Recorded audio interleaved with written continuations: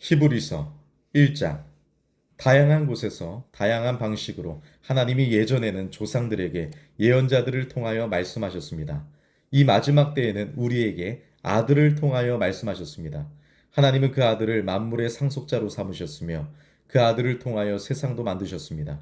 그 아들은 하나님의 영광을 드러내는 광채이시며 하나님의 실상 그대로이십니다. 자기의 능력 있는 말씀으로 만물을 지탱하는 분이십니다. 죄를 깨끗이 씻어내는 일을 하시고서 하늘 높은 곳에서 위대하신 분의 오른쪽에 앉으셨습니다. 그 아들은 천사들하고는 차원이 다른 이름을 물려받으셔서 천사들보다 훨씬 더 뛰어난 분이 되셨습니다. 하나님이 천사들 가운데 누구에게 이렇게 말씀하신 적이 있습니까? 내 아들이야, 너는. 바로 내가 오늘 너를 낳았어. 그리고 또 이렇게 말씀하신 적이 있습니까? 나는 그에게 아버지가 될 것이다. 그는 나에게 아들이 될 것이고.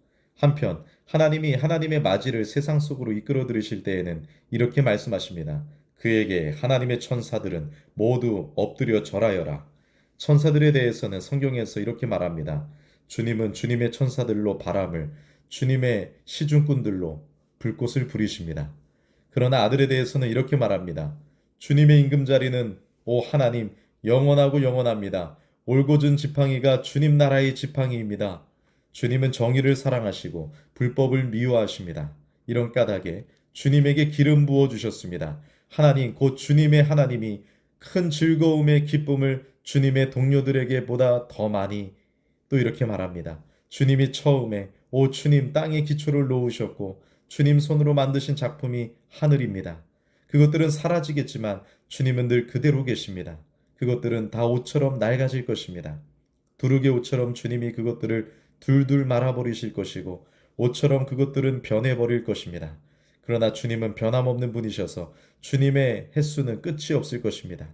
그런데 천사들 가운데 누구한테 하나님이 이렇게 말씀하신 적이 있습니까? 앉아 있어라. 내 오른쪽에.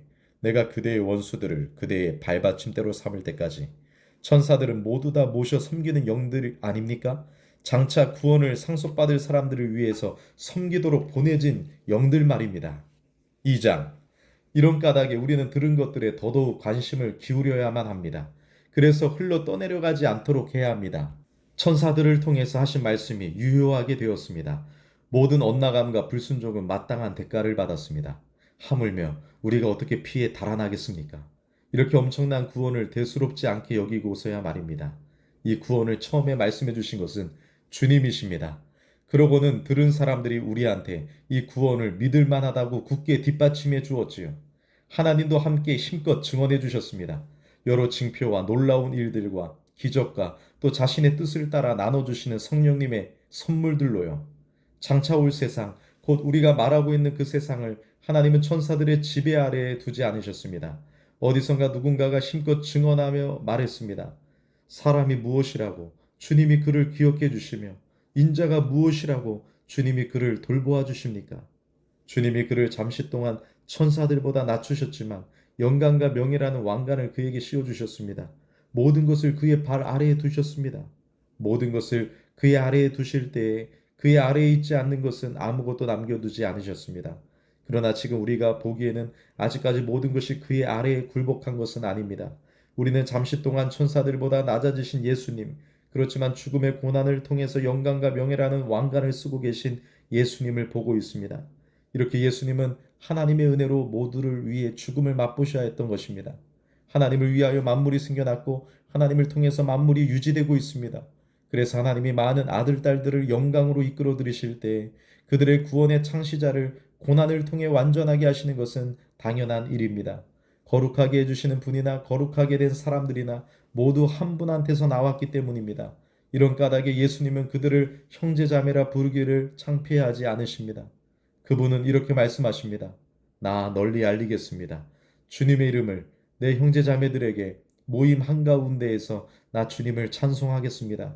또 이렇게도 말씀하십니다. 나는 그분을 굳게 믿겠습니다. 또 이렇게도 말씀하십니다. 보세요, 나를요. 또 하나님이 내게 주신 자녀들을요. 그러므로 자녀들이 다 피와 살을 가진 사람이기 때문에 예수님 자신도 그들과 똑같이 피와 살을 함께 지니셨습니다. 그것은 자신의 죽음을 통해 죽음의 힘을 가진 자, 곧 마귀를 없애버리시기 위해서였습니다. 또 누구든 죽음을 두려워해서 사는 동안 내내 종살이에서 벗어나지 못하는 사람들을 자유롭게 풀어주시기 위해서였습니다. 예수님이 관심 갖고 돌보아 주시는 것은 분명 천사들이 아닙니다. 예수님이 관심 갖고 돌보아 주시는 것은 아브라함의 후손입니다. 그래서 예수님은 모든 면에서 형제자매들과 같아지셔야 했습니다. 그것은 하나님을 섬기는 일과 관련하여 한결같은 사랑을 품은 믿음직한 대제사장이 되어 백성의 죄값을 대신 치르시기 위해서였습니다.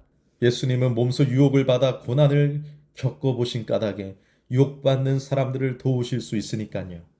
3장. 그러므로 거룩한 형제자매 여러분, 하늘의 부르심을 함께 받은 여러분, 우리가 고백하는 신앙의 사도요 대제사장이신 예수님을 잘 생각해 보십시오. 예수님은 자기에게 책임을 맡기신 분께 신실했습니다. 모세도 하나님의 온 집에서 그랬던 것처럼요. 그러나 예수님이 모세보다 더 큰 영광을 받으시는 것이 마땅합니다. 집보다 집을 지어 마련하신 이에게 더 큰 명예가 돌아가듯이요. 모든 집은 누군가가 지어서 마련한 것입니다. 그러나 만물을 지어서 마련하신 분은 하나님이십니다. 모세는 하나님의 온 집에서 시중꾼으로서 신실했습니다. 앞으로 하나님이 말씀하실 것들을 증언할 시중꾼으로서요. 반면에 그리스도께서는 하나님의 집을 맡은 아들로서 신실하셨습니다. 하나님의 집은 바로 우리입니다. 우리가 그 희망을 거리낌 없이 자랑하면서 꿋꿋이 붙잡고 있기만 한다면 말입니다. 그러므로 성령님이 말씀하시는 대로입니다. 오늘이라도 그분의 목소리를 너희가 듣는다면 너희의 마음을 닫지 마라. 들고 일어났을 때처럼 광야에서 시험할 때처럼 거기서 나를 시험했다. 너희 조상들이 나를 검증해 보려고 내가 한 일들을 보고서도 40년 동안이나 그러므로 내가 이 세대에게 화가 나서 말하였다. 그들의 마음이 늘 속아서 헤매고 다닌다. 그들이야말로 알지 못했다 나의 길들을. 그래서 내가 노여워하여 굳게 다짐했다. 그들은 들어오지 못할 것이다. 나의 심에. 조심하십시오, 형제자매 여러분. 여러분 가운데 누군가가 믿지 않는 악한 마음을 품고서 살아계신 하나님으로부터 떨어져 나가지 않도록 하십시오. 오히려 나날이 서로 용기를 북돋워 주십시오. 오늘이라 불리는 동안에 그렇게 하십시오. 그리하여 여러분 가운데 누군가가 죄의 속임수 때문에 마음이 고집스럽게 되는 일이 없도록 하십시오. 우리는 그리스도와 함께 동료가 되었으니까요. 처음에 가졌던 믿음의 근거를 끝까지 꿋꿋이 붙잡고 있기만 한다면 그렇습니다. 그런 뜻이 이 말씀에 담겨 있습니다. 오늘이라도 그분의 목소리를 너희가 듣는다면 너희의 마음을 닫지 마라. 들고 일어났을 때처럼. 듣고서도 들고 일어난 사람들이 누구였습니까? 모세를 지도자로 하여 이집트에서 나온 사람들 모두가 아니었습니까? 하나님이 40년 동안 누구한테 화가 나셨습니까? 죄를 지은 사람들한테가 아닙니까? 그들의 죽음이 광야에 널브러졌습니다. 하나님이 누구한테 하나님의 쉼에 들어오지 못할 거라고 맹세하셨습니까? 오직 불순종한 사람들한테 하신 것이 아닙니까? 우리가 보기에 그들이 들어갈 수 없었던 것은 믿지 않았기 때문입니다. 4장. 그러므로 두려워합시다. 하나님의 쉼에 들어갈 것이라는 약속이 아직 남아있는데도 여러분 가운데 누군가가 이미 실패했다고 여기는 일이 없도록 말입니다. 우리에게 좋은 소식이 전해졌습니다. 그 당시 사람들에게서처럼요. 그러나 들은 말씀이 그 당시 사람들에게는 도움이 되지 않았습니다. 그들이 믿음으로 들은 사람들에게 함께 섞여들지 않았기 때문입니다. 우리는 믿은 사람들로서 그 쉼에 들어갑니다. 하나님이 이렇게 말씀하셨던 대로입니다. 그래서 내가 노여워하여 굳게 다짐했다. 그들은 들어오지 못할 것이다. 나의 쉼에. 그렇지만 세상의 기초를 놓으실 때부터 일은 마무리된 것이었습니다. 어디선가 일곱째 날에 대해 이렇게 말씀하셨습니다. 하나님이 일곱째 날에는 하시던 모든 일에서 벗어나 편안히 쉬셨다. 그런데 여기서는 또 이렇게도 말씀하셨습니다. 그들은 들어오지 못할 것이다. 나의 쉼에. 그러므로 어떤 사람들에게는 그곳에 들어갈 수 있는 가능성이 남아 있습니다. 이전에 좋은 소식을 들은 사람들이 들어가지 못했던 것은 불순종 때문이었습니다. 그래서 하나님이 다시 오늘이라는 어떤 날을 정하시고 오랜 시간이 흐른 뒤에 다윗을 시켜 말씀하십니다. 앞에서 인용한 대로입니다. 오늘이라도 그분의 목소리를 너희가 듣는다면 너희의 마음을 닫지 마라. 여호수아가 그들을 편안히 쉬게 해주었다면 그 뒤에 하나님이 다른 어떤 날에 대해 말씀하지 않으셨을 것입니다. 따라서 하나님의 백성에게는 안식일에 쉼이 남아 있습니다. 하나님의 쉼에 들어간 사람은 그 스스로도 자기 일에서 벗어나 편안히 쉬었습니다. 하나님이 하나님의 일에서 벗어나 편안히 쉬신 것처럼요. 그러므로 우리는 저 쉼에 들어가도록 애씁시다. 아무도 똑같은 방식으로 불순종의 본을 따르다가 넘어지는 일이 없도록 합시다. 사실 하나님의 말씀은 살아있고 힘이 있으며 양쪽으로 날이 선 어떤 칼보다 날카롭습니다. 사람 속을 꿰뚫고 들어가서 혼과 영, 관절과 골수를 가르고 마음속 감정과 생각을 판별합니다. 하나님 앞에서 숨겨져 있는 창조물은 없습니다. 모든 것이 하나님의 눈앞에 알몸으로 꼼짝없이 드러납니다. 우리는 하나님께 해명해야 합니다. 우리에게는 하늘들을 거쳐 올라가신 큰 대제사장님이 계십니다. 예수님 곧 하나님의 아들이시지요. 그러므로 우리가 고백한 신앙을 굳게 붙잡고 있읍시다. 우리의 대제사장님은 우리의 약한 것들을 공감할 수 없는 분이 아니십니다. 모든 면에서 우리하고 똑같이 유혹을 받은 적이 있으십니다. 그러나 죄를 짓지는 않으셨습니다. 그러므로 거리낌 없이 은혜의 임금자리로 나아갑시다. 그리하여 한결같은 사랑과 은혜를 받아서 때에 맞는 도움을 얻도록 합시다. 5장 대제사장은 누구나 사람들 가운데서 뽑혀서 사람들을 위해서 하나님 앞에 나아가는 일과 관련하여 임명됩니다. 그리하여 그는 예물과 희생제물을 가져다 바쳐 죄를 벗게 하는 일을 합니다. 그는 몰라서 속아 헤매는 사람들에게 너그러운 마음을 품을 수 있습니다. 자기 자신도 약함에 휩싸여 있기 때문입니다. 그렇기 때문에 그는 백성을 위해서 하는 것과 마찬가지로 자기 자신을 위해서도 죄를 벗기 위해 제물을 가져다 바쳐야 합니다. 아무도 이 명예스러운 직무를 스스로 맡는 것이 아니라 하나님께 부름을 받는 것입니다. 아론도 그랬던 것처럼 말입니다. 이와 같이 그리스도께서도 스스로 영광스럽게 하여 대제사장이 되신 것은 아닙니다. 그리스도께서 이렇게 말씀하신 분이 그렇게 해주셨습니다. 내 아들이야 너는. 바로 내가 오늘 너를 낳았어. 마찬가지로 다른 곳에서도 이렇게 말씀하십니다. 너는 영원히 제사장이야. 멜기세덱의 경우를 따른 것이지. 육신을 입고 사시는 날 동안 그리스도께서는 자기를 죽음에서 구원하실 수 있는 분께 나아가서 매달리는 기도와 하소연하는 기도를 드렸습니다. 힘주어 외치고 눈물을 흘리면서요. 그리고 하나님은 그 공경하여 받드는 것을 보시고 들어주셨습니다. 그분은 아들이시지만 겪으신 일을 통해 순종을 배워 익히셨습니다. 그리고 완전하게 되신 뒤에 자기에게 순종하는 모든 사람들에게 영원한 구원을 가져다 주시는 근거가 되셨습니다. 멜기세덱의 경우를 따라 하나님에게서 대제사장으로 임명을 받으셨습니다. 이에 대해서 우리가 할 말이 많은데 설명하여 말하기가 어렵습니다. 여러분이 듣는 것에 둔해져 있기 때문입니다. 흘러간 시간으로 볼 때 여러분은 가르치는 사람이 되어야 마땅합니다. 그런데 다시 누군가가 여러분에게 하나님의 말씀의 초보 원리들을 가르칠 필요가 있는 형편입니다. 여러분은 단단한 음식이 아니라 젖이 필요한 사람들이 되었습니다. 젖을 먹고 사는 사람은 모두 의에 관한 말씀을 경험하지 못한 사람입니다. 어린아이이기 때문입니다. 반면에 단단한 음식은 완전히 자란 어른들의 것입니다. 그들은 거듭된 연습을 통해서 좋은 것과 나쁜 것을 구별할 정도로 훈련된 감각을 가지고 있습니다. 6장 이런 까닭에 그리스도에 대한 가르침의 처음 단계를 뒤로하고 완전한 단계로 나아갑시다. 기초를 다시 놓는 일이 없도록 합시다. 그 기초는 죽은 행실들에서 돌아서는 회개와 하나님에 대한 믿음입니다. 또 세례들에 대한 가르침과 손을 얻는 안수와 죽은 사람들의 부활과 영원한 심판입니다. 우리는 이것을 해낼 것입니다. 하나님이 허락하시면 말입니다. 하지만 불가능한 일도 있습니다. 한번 빛을 받아 하늘의 선물을 맛보고 성령님과 함께하게 된 사람들, 하나님의 좋은 말씀과 장차 올 세대의 능력을 맛본 사람들과 관련된 일입니다. 그들이 믿음을 버리고 떨어져 나가면 그들을 다시 새롭게 하여 회개에 이르게 할 수가 없습니다. 그들이 스스로를 위해 하나님의 아들을 다시 십자가에 매달고 구경거리로 만들었기 때문입니다. 땅이 그 위에 자주 내리는 비를 받아 마시고 땅을 일구는 사람들에게 쓸만한 식물을 낸다고 합시다. 그런 땅은 하나님으로부터 복을 받아 누릴 것입니다. 그러나 땅이 가시덤불과 엉겅퀴를 내놓는다고 합시다. 그런 땅은 쓸모없고 저주를 받은 것에 가까워 끝에 가서는 불태워질 것입니다. 말은 이렇게 해도 살아가는 여러분, 우리는 여러분에 대해 굳게 믿고 있습니다. 여러분에게는 구원과 관련하여 더 좋은 일이 있을 것입니다. 하나님은 불의한 분이 아니셔서 여러분이 한 일과 하나님의 이름을 위하여 여러분이 나타내 보인 사랑을 잊지 않으실 테니까요. 여러분은 성도들을 섬겼고 지금도 섬기고 있습니다. 우리가 간절히 바라는 것은 여러분이 저마다 똑같은 열의를 나타내 보여 희망의 확실함을 끝까지 간직하는 것입니다. 여러분은 게으른 사람이 되지 않도록 하십시오. 도리어 믿음과 참을성으로 약속들을 상속받는 사람들을 그대로 따라하는 사람이 되도록 하십시오. 아브라함에게 하나님이 약속하실 때에 결코 맹세할 더 큰 이가 없어서 스스로에게 걸고 맹세하셨습니다. 하나님이 이렇게 말씀하셨습니다. 내가 너를 복주고 복줄 것이다. 또 수가 늘어나고 늘어나게 할 것이다. 이렇게 하여 아브라함은 참고 기다린 뒤에 약속하신 것을 얻었습니다. 사람들은 더 큰 것에 걸고 맹세합니다. 맹세야말로 그들의 모든 논쟁을 마무리 지어 확정해 줍니다. 하나님의 약속하신 것을 상속받을 사람들에게 하나님의 뜻이 바뀔 수 없다는 것을 더욱 분명하게 보여주기 바라셨습니다. 그래서 맹세로 보증하셨던 것입니다. 하나님의 약속과 맹세, 이 두 가지는 바뀔 수 없습니다. 약속과 맹세에 대해서 하나님은 거짓말을 할 수 없으십니다.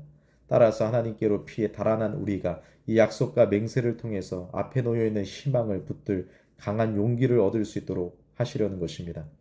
우리에게 있는 그 희망은 영혼의 닭과 같아서 안전하고 확실합니다. 나눔막의 더 안쪽으로 들어가는 희망입니다.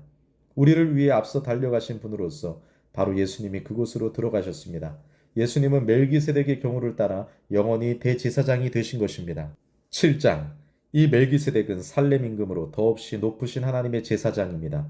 임금들을 처부수고 돌아오는 아브라함을 맞이하여 아브라함에게 복을 빌어준 사람입니다.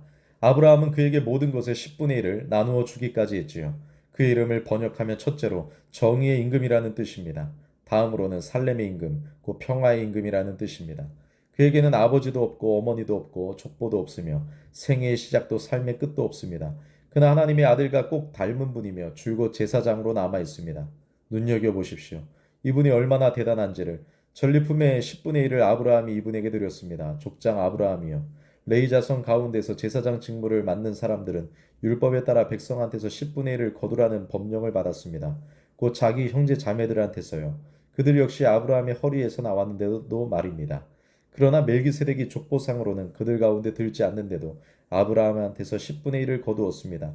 그러고는 약속을 받은 그에게 복을 빌어 주었습니다. 아무런 논란의 여지 없이 축복은 더 낮은 사람이 더 높은 사람에게 받는 것입니다. 한쪽에서는 죽을 사람들이 10분의 1을 받습니다. 그런데 다른 한쪽에서는 살아있다고 성경이 증언해 준 사람이 받습니다. 이를테면 10분의 1을 받는 사람인 레위도 아브라함을 통해서 10분의 1을 바친 셈입니다. 멜기세덱이 아브라함을 만났을 때 레위는 아직 조상 아브라함의 허리 속에 있었으니까요. 레위계통 제사장직을 통해서 백성이 완전함에 이를 수 있었다고 해봅시다. 백성은 레위계통 제사장직을 바탕으로 율법을 받았지요. 그러면 이른바 아론의 경우를 따르지 않고 멜기세덱의 경우를 따라 다른 제사장을 세울 무슨 다른 필요가 더 있었겠습니까? 제사장을 세우는 방식과 그 일이 바뀌면 율법도 바뀔 수밖에 없습니다. 이런 논의의 대상이신 분은 다른 지파 소속이시고 그 지파에서는 아무도 제단을 돌보는 일을 한 적이 없습니다. 우리 주님이 유다 지파에서 나셨다는 것은 분명합니다. 그런데 모세가 제사장들에 대해 말할 때 유다 지파를 두고서는 아무 말도 하지 않았습니다. 이 점이 더더욱 아주 분명해집니다. 멜기세덱과 닮은 꼴로 다른 제사장이 세워진 걸 보면 그렇습니다. 그분이 제사장이 되신 것은 육신의 혈통과 관련된 율법의 계명을 따른 것이 아닙니다. 오히려 없애버릴 수 있는 생명의 능력을 따른 것입니다. 성경이 이렇게 증언하기 때문입니다. 너는 영원히 제사장이야. 멜기세덱의 경우를 따른 것이지. 전에 있던 계명이 없어지는 것은 그것이 무력하고 무익하기 때문입니다. 사실 율법은 아무것도 완전하게 하지 못했습니다. 그래서 하나님이 더 나은 희망을 가져오셨고 우리는 그 희망을 통해 하나님께 가까이 나아갑니다. 이 일은 맹세 없이 된 것이 아니라는 점에서 차이가 큽니다. 레위 자손들은 맹세 없이 제사장이 되었습니다. 그러나 예수님은 자신에게 이렇게 말씀해 주신 분을 통해서 맹세와 더불어 제사장이 되셨습니다. 주님이 맹세하셨다.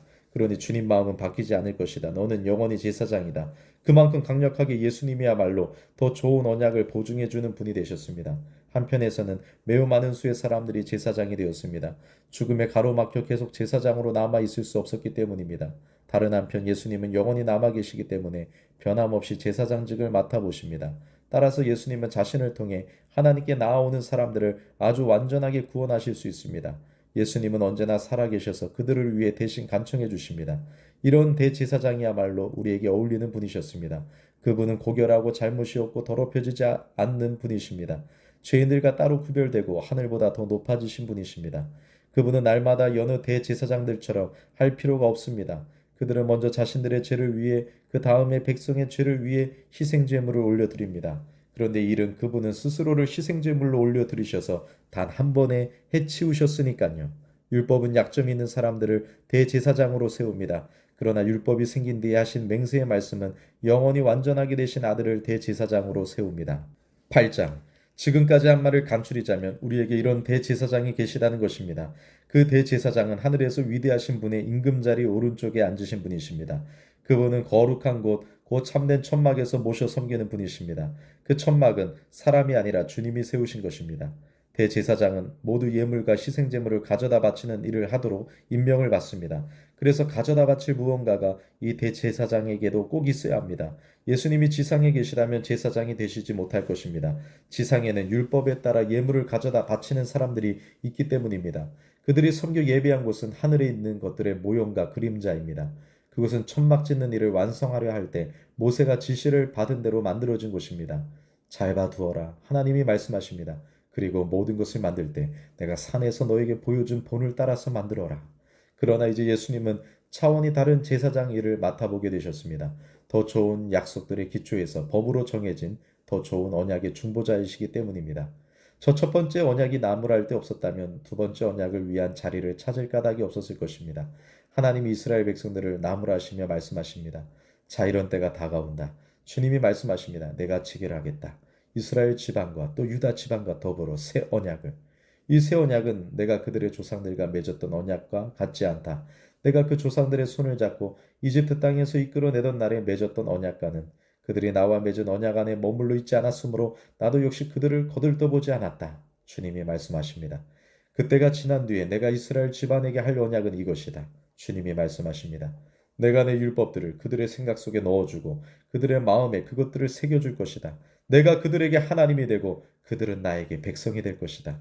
그들은 결코 서로 가르치지 않을 것이다. 저마다 자기 이웃 시민한테든 저마다 자기 형제자매한테든 주님을 알게 하고 말하지 않을 것이다. 그들이 모두 나를 알 것이기 때문이다. 보잘것없는 사람이든 대단한 사람이든 내가 그들의 불의를 가엾게 대하겠고 그들의 죄를 결코 기억하지 않을 것이다. 더 이상은 하나님이 새 언약을 말씀하실 때 첫 번째 언약을 낡은 것이 되게 하셨습니다. 낡아지고 캐캐 묵은 것은 곧 없어집니다. 9장. 사실 첫 번째 언약에도 하나님을 섬겨 예배하는 규정과 세상에 딸린 거룩한 곳이 있었습니다. 천막이 마련되었는데 첫째 칸에는 등불밭 침대와 상과 차려 든 거룩한 빵이 있습니다. 이것을 거룩한 곳이라고 합니다. 두 번째 나눔막 뒤에는 거룩한 곳이라고 하는 천막이 있습니다. 거기에는 금으로 된 분향 제단과 모든 면이 금으로 입혀진 언약 상자가 있습니다. 언약 상자 안에는 만나를 담은 금 항아리와 아론의 쌍난 지팡이와 언약을 새긴 돌판들이 있습니다. 언약 상자 위로는 영광스러운 크룹들이 속죄판을 덮어 그림자를 드리우고 있습니다. 이것들에 대해 지금은 일일이 말할 수 없습니다. 이러한 것들이 이렇게 갖추어져 있어서 천막의 첫째 칸으로 제사장들이 언제든지 들어가서 하나님을 섬기는 직무를 다합니다. 그러나 둘째 칸으로는 1년에 딱 한 번 대제사장만 들어갑니다. 그것도 자신을 위해 또 백성이 알지 못하고 지은 죄를 위해 가져다 바치는 피가 없이는 들어가지 않습니다. 이로써 성령님이 보여주시는 사실은 거룩한 곳으로 들어가는 길이 아직은 드러나지 않았다는 것입니다. 첫 번째 천막이 그대로 서 있는 동안에는요. 첫 번째 천막은 현재 세대를 빗대어 가리키는 것입니다. 천막의 규례를 따라 예물과 희생제물을 가져다 바치지만 예배하는 사람의 양심을 그것들이 완전하게 할 수 없습니다. 그것들은 오직 여러 음식과 여러 음료와 다양한 씻는 예식에 관한 것으로 육신에 관련된 규정들입니다. 새로운 질서가 설 때까지만 효력이 있습니다. 그러나 그리스도께서 이미 현실이 된 좋은 일들의 대사자장으로 와 계십니다. 그분이 들어가신 천막은 더 크고 완전합니다. 그 천막은 손으로 만든 것이 아닙니다. 곧 이 창조 세계에 속한 것이 아니라는 말입니다. 그분은 순념소나 송아지의 피를 통하지 않고 자기 자신의 피를 쏟으셨습니다. 그렇게 단 한 번 거룩한 곳에 들어가셔서 영원히 죄에서 풀어주는 일을 해내셨습니다. 순염소나 황소의 피와 더럽혀진 사람들에게 뿌리는 암송아지의 죄가 그들을 거룩하게 하여 육신을 깨끗하게 합니다. 그렇다면 그만큼 더 그리스도의 피가 효력이 있을 것입니다. 그분은 영원한 성령님을 통해 자신을 흠없는 제물로 하나님께 바치신 분이십니다. 그분의 피가 죽음에 이르게 하는 행실들로부터 우리의 양심을 깨끗하게 하여 살아계신 하나님을 섬기도록 할 것입니다. 이런 까닭에 그리스도께서는 새 언약의 중보자이십니다. 그리스도께서는 첫 번째 언약 아래 있을 때 엇나간 죄에서 우리를 완전히 풀어주시려고 죽으셨기 때문입니다. 그리하여 부름받은 사람들이 약속하신 영원한 상속을 받게 해주셨습니다. 유언이 있는 곳에서는 유언한 사람의 죽음이 반드시 확인되어야 합니다. 유언은 그 사람이 죽은 것을 봐야 유효하게 되기 때문입니다. 유언한 사람이 살아있을 때는 아무 효력이 없으니까요. 그러므로 첫 번째 언약도 피 없이 들어선 것이 아닙니다. 율법에 따라 모세가 온 백성에게 계명을 다 말해 주었습니다. 그러고는 송아지와 순념수의 피를 받아서 물과 섞었습니다. 그것을 붉은 양털과 히솝을 써서 바로 그 두루마리와 온 백성에게 뿌렸습니다. 그러면서 말했습니다. 이것은 언약의 피입니다. 그 언약은 하나님이 여러분한테 명령하신 것입니다. 모세는 그 천막 하나님을 섬기는 데 쓰는 모든 물건들에도 같은 방식으로 피를 뿌렸습니다. 율법에 따르면 거의 모든 것이 깨끗해지는 것은 피로 됩니다. 피 쏟음이 없이는 용서가 이루어지지 않습니다. 그러므로 하늘에 있는 것들의 모형들은 이런 식으로 깨끗해져야만 하지만 하늘에 있는 것들 자체는 이보다 더 나은 희생제물들로 깨끗해져야만 합니다. 그리스도께서는 손으로 만든 거룩한 곳으로 곧 참된 것들을 대신하여 본뜻 곳으로 들어가지 않으셨으니까요. 오히려 하늘 자체로 들어가셨습니다. 이제 우리를 위해 하나님 앞에 나타나시려고 말입니다. 자신을 여러 번 가져다 바치려고 들어가지도 않으셨습니다. 대제사장이 거룩한 곳으로 해마다 다른 피를 가지고 들어가는 것하고는 다릅니다. 그렇지 않다면 세상의 기초가 놓일 때부터 그분이 여러 번 고난을 겪어야만 하셨을 테니까요. 그러나 이제 단 한 번 세대들의 끝에 자신을 희생제물로 바침으로 죄를 없애려고 나타나셨습니다. 사람들에게 한 번 죽는 것은 정해진 일이고 그 뒤에는 심판이 있습니다. 이와 같이 그리스도께서도 많은 사람들의 죄를 짊어지시려고 단 한 번 제물로 바쳐지셨습니다. 두 번째는 죄 없이 나타나셔서 자기를 간절히 기다리는 사람들에게 구원이 되실 것입니다. 10장. 율법에는 앞으로 올 좋은 것들의 그림자가 있을 뿐 실물의 실상 자체는 없습니다. 그래서 해마다 사람들이 계속해서 가져다 바치는 똑같은 희생 제물로는 하나님께 나아오는 사람들을 결코 완전하게 할 수 없습니다. 그렇지 않다면 제물 가져다 바치는 일을 그만두지 않았겠습니까? 제물을 바쳐 예배하는 사람들이 단 한 번에 깨끗해져서 더는 죄에 대한 어떠한 양심의 거리낌도 느끼지 않을 테니까요. 그러나 희생 제물을 바칠 때 해마다 죄에 대한 기억이 다시 떠오릅니다. 황소와 순념소의 피가 죄를 없애줄 수는 없기 때문입니다. 그래서 그리스도께서 세상에 오실 때 이렇게 말씀하십니다. 주님은 희생제물과 바쳐진 제물을 바라지 않으셨습니다. 그러나 나에게 몸을 갖추어 주셨습니다. 다 태우는 제사와 죄 없애는 제사를 주님은 좋아하지 않으셨습니다. 그때 내가 말했습니다. 보십시오. 내가 왔습니다. 두루마리 성경책에 나에 대해 적혀 있는 대로 하나님의 뜻을 실행하려고요. 그리스도께서 먼저 이렇게 말씀하셨습니다. 희생제물과 바쳐진 제물을 또 다 태우는 제사와 죄 없애는 제사를 하나님은 바라지도 좋아하지도 않으셨습니다. 그것들은 율법에 따라 바쳐지는 것입니다. 그때 또 말씀하셨습니다. 보십시오. 내가 왔습니다. 하나님의 뜻을 실행하려고요. 그리스도께서는 두 번째 것을 세우시려고 첫 번째 것을 없애버리십니다. 하나님의 뜻을 따라 우리가 거룩해졌습니다. 예수 그리스도께서 몸을 단 한 번 가져다 바치심으로 말입니다. 모든 제사장은 날마다 서서 섬기는 직무를 수행합니다. 똑같은 희생 제물을 여러 번 가져다 바칩니다. 그런데 그것들은 결코 죄를 치워 없앨 수 없습니다. 그러나 그리스도께서는 죄를 없애주시려고 한 번의 희생 제물을 영구히 가져다 바치셨습니다. 그러고는 하나님 오른쪽에 앉으셨습니다. 그 뒤로 그리스도께서는 자기의 원수들이 자기의 발 받침대가 될 때까지 기다리고 계십니다. 한 번 제물을 바침으로 그리스도께서는 거룩하게 된 사람들을 영구히 완전하게 하셨습니다. 그런데 성령님도 우리에게 증언해 주십니다. 먼저 이렇게 말씀하셨습니다. 그때가 지난 뒤에 내가 그들한테 할 언약은 이것이다. 주님이 말씀하십니다. 내가 내 율법들을 그들의 마음속에 넣어주고 그들의 생각에 그것들을 새겨줄 것이다. 그러고는 덧붙이십니다. 그들의 죄와 그들의 불법을 내가 결코 기억하지 않을 것이다. 더 이상. 이런 것들이 용서된 곳에서는 더 이상 죄를 없애려고 제물을 가져다 바칠 필요가 없습니다. 그러므로 형제자매 여러분, 우리는 예수님의 피를 힘입어서 거룩한 곳에 들어갈 담대함을 갖게 되었습니다. 예수님이 우리를 위해 들어갈 길을 열어주셨습니다. 나눔막을 가로지르는 새롭고 살아있는 길을 말입니다. 나눔막은 곧 그분의 몸입니다. 그리고 우리에게는 하나님의 집을 돌보는 위대한 제사장이 계십니다. 그러므로 참된 마음으로 확신의 참 믿음을 가지고 하나님께 나아갑시다. 우리는 마음의 핏부림을 받아서 양심의 찔림에서 풀려났기 때문입니다. 또 몸은 깨끗한 물로 씻음 받았기 때문입니다. 우리가 고백하는 희망을 흔들림 없이 굳게 붙잡읍시다. 약속하신 분은 신실한 분이시기 때문입니다. 서로 주의 깊게 헤아려서 사랑과 좋은 일들에 힘쓰도록 북돋읍시다. 우리는 함께 모이는 일을 게을리하지 맙시다. 모이는 일을 게을리하는 것이 어떤 사람들에게는 습관이 되었지요. 그러나 우리는 서로 용기를 북돋읍시다. 그날이 가까이 다가오는 것을 볼 때 더욱더 그렇게 합시다. 우리가 진리를 깨달아 알게 된 뒤에도 일부러 죄를 짓는다면 죄를 벗기 위해 드릴 수 있는 희생제물이 더는 남아있지 않습니다. 남아있는 것이라고는 심판에 대한 어떤 두려운 기다림입니다.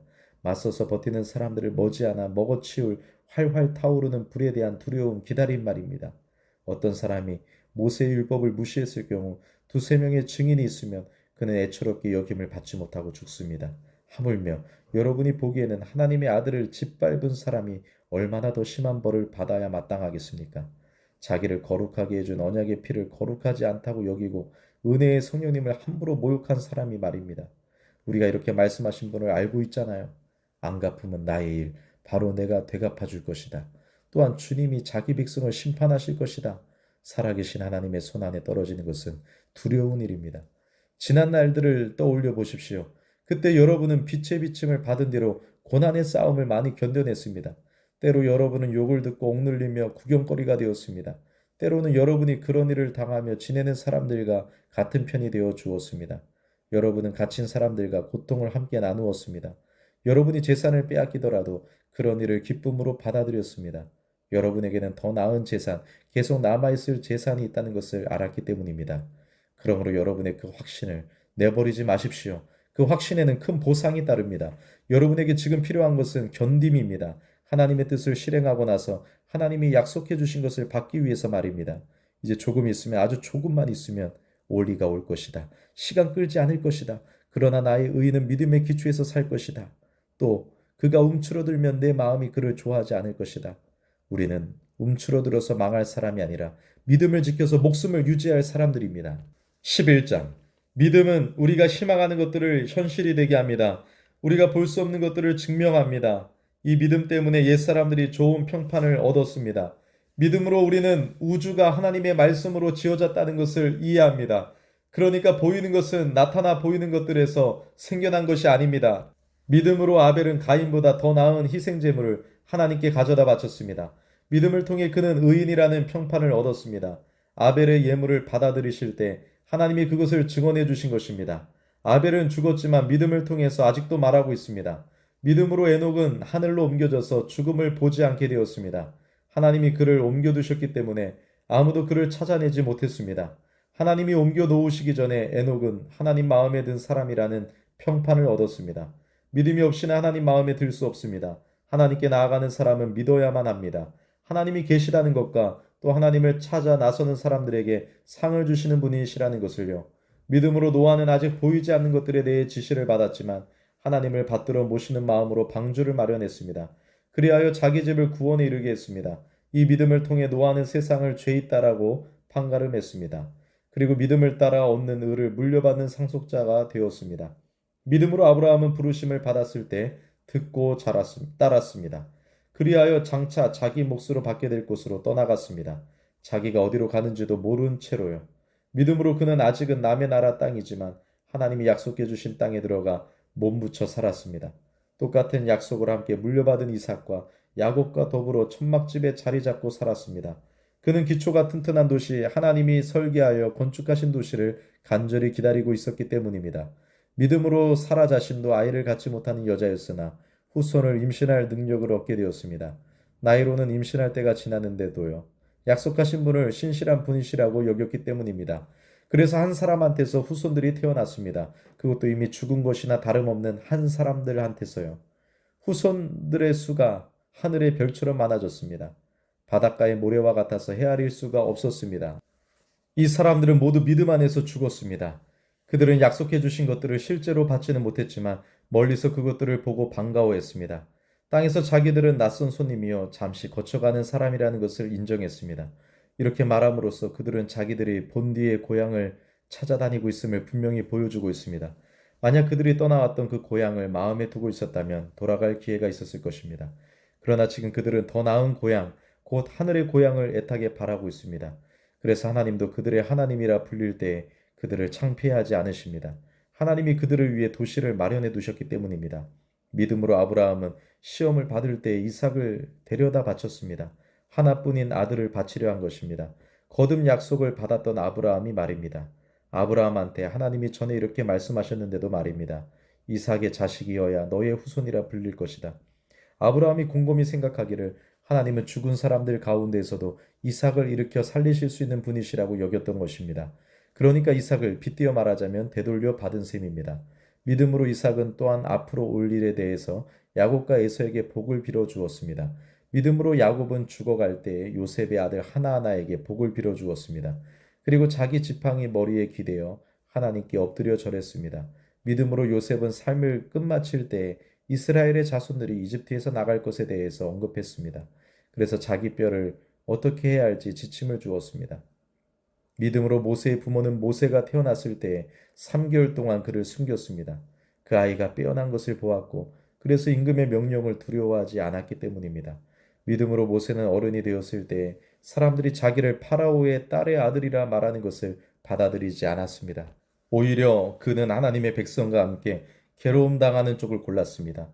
죄를 지으며 잠시 동안 혜택을 누리는 것보다는요. 모세는 그리스도를 위해 욕듣는 것을 이집트의 보물보다 더 큰 재산으로 여겼습니다. 모세가 관심 있게 내다보고 있었던 것은 하나님이 주실 상이었기 때문입니다. 믿음으로 그는 이집트를 떠났습니다. 임금의 분노를 두려워하지 않았습니다. 보이지 않는 분을 마치 뵙고 있는 것처럼 그는 꿋꿋이 버텨냈던 것입니다. 믿음으로 모세는 넘는 명절을 정하여 지켰고 피 뿌리는 의식을 치렀습니다. 그리하여 처음 태어난 것들을 죽이는 이가 그것들을 건드리지 못하게 했습니다. 믿음으로 이스라엘 백성은 홍해를 마른 땅을 지나가듯이 지나갔습니다. 그러나 이집트 사람들이 홍해를 지나가 보려 했을 때는 홍해가 그들을 집어삼켰습니다. 믿음으로 여리고 성벽이 무너졌습니다. 이스라엘 백성이 7일 동안 그 둘레를 돌았을 때 말입니다. 믿음으로 몸 파는 여자 라합은 믿지 않았던 사람들과 함께 망하지 않았습니다. 정찰병들을 평화 가운데 맞아 주었기 때문입니다. 내가 무슨 말을 더 해야 하겠습니까? 내가 기드온, 바락, 삼손, 입다, 다윗과 사무엘과 예언자들에 대해 이야기하려면 시간이 모자랄 것입니다. 그들은 믿음을 통해 나라들을 눌러 이겼습니다. 정의를 구현했습니다. 약속해 주신 것들을 받았습니다. 사자들의 입을 막았습니다. 활활 타오르는 불을 꺼버렸습니다. 칼끝을 벗어났습니다. 약한 상태에서 강력해졌습니다. 전쟁에서 힘을 얻었습니다. 적들의 군대를 무찔러 돌려 세웠습니다. 여자들은 죽은 자기 가족들을 부활한 상태로 다시 맞았습니다. 어떤 다른 사람들은 풀려나는 것을 기쁘게 받아들이지 않고 고문을 받았습니다.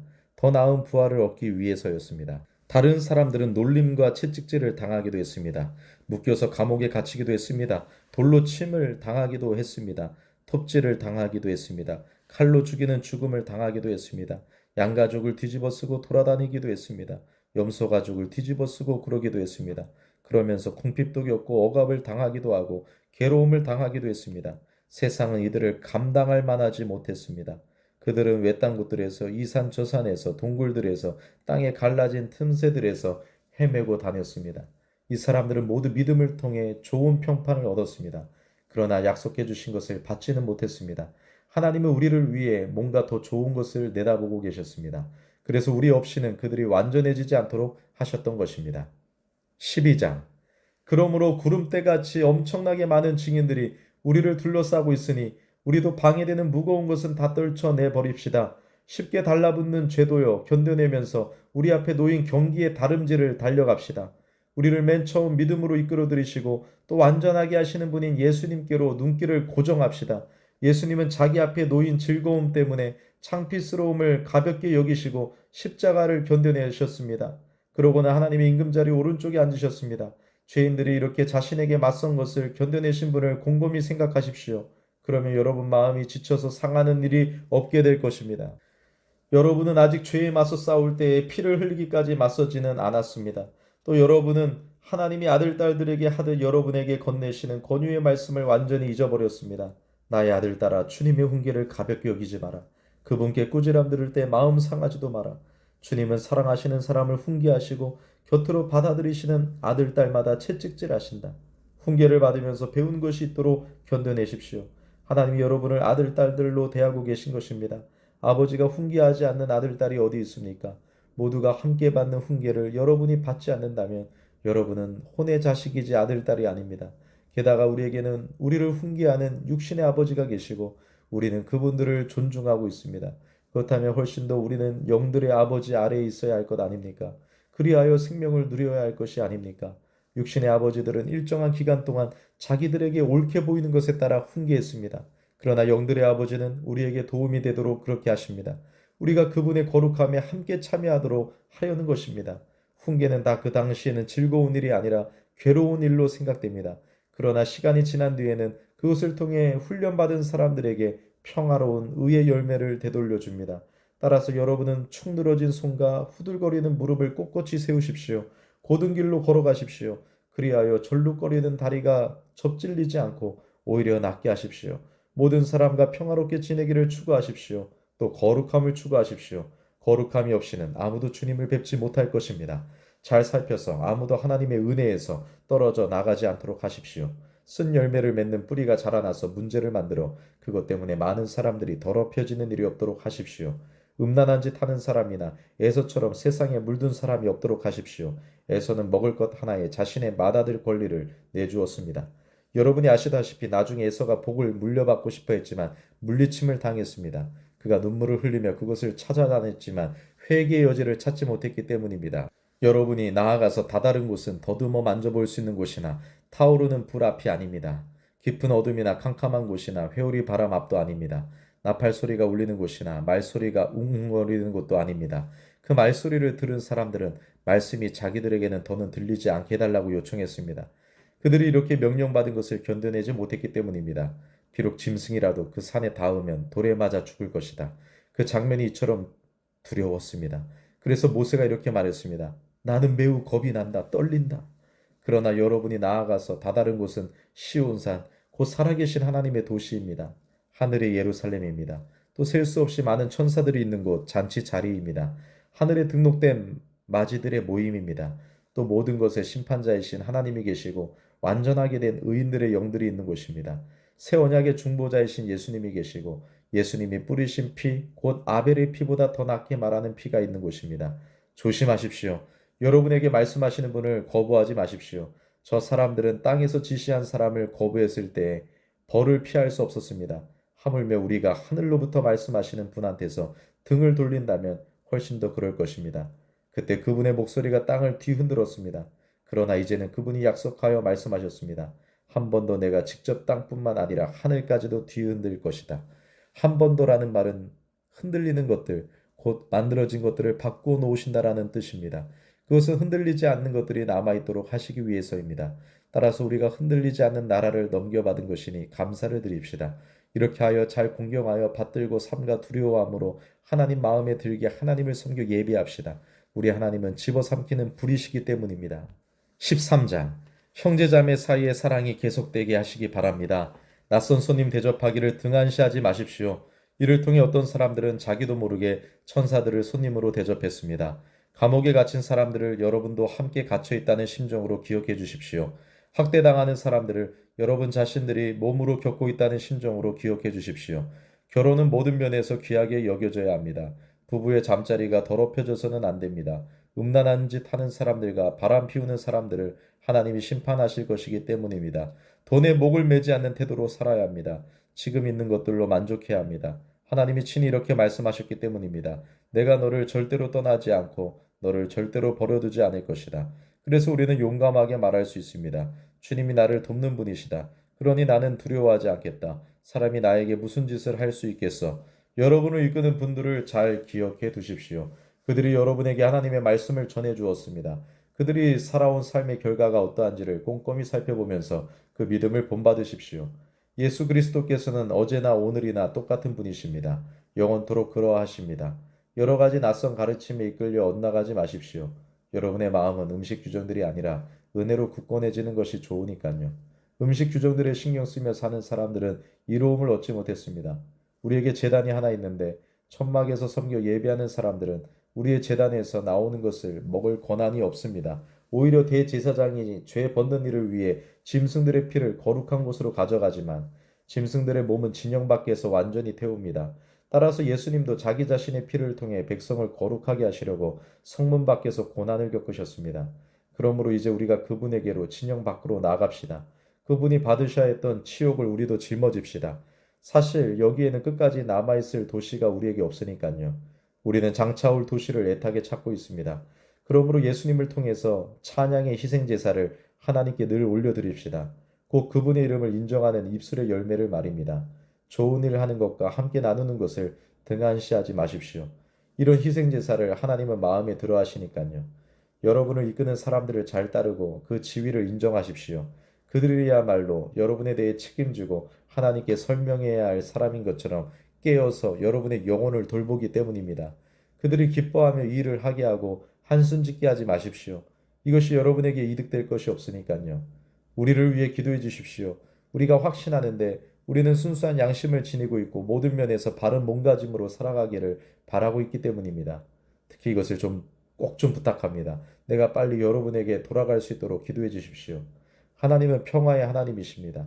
영원한 언약의 피를 통해서 양떼의 위대한 목자 되신 우리 주 예수님을 죽은 사람들 가운데서 이끌어 올린 분이십니다. 그 하나님이 여러분에게 온갖 좋은 것을 갖추어 주시기를 빕니다. 그리하여 여러분이 하나님의 뜻을 실행하게 해주기를 빕니다. 하나님 마음에 드는 일을 우리 가운데에서 예수 그리스도를 통해 이루시기를 빕니다. 그분께 영광이 영원히 있기를. 아멘. 형제자매 여러분, 여러분에게 제발 부탁입니다. 이 권유의 말씀을 참고 들어주십시오. 내가 간단히 여러분에게 썼습니다. 알아두십시오. 우리 형제 디모데가 풀려났습니다. 그가 빨리 오면 내가 그와 함께 여러분을 만나 뵙게 될 것입니다. 여러분을 이끄는 사람들 모두와 성도들 모두에게 안부를 전해 주십시오. 이탈리아에서 온 분들이 여러분에게 안부를 전합니다. 은혜가 여러분 모두와 함께 하기를 빕니다. 아멘.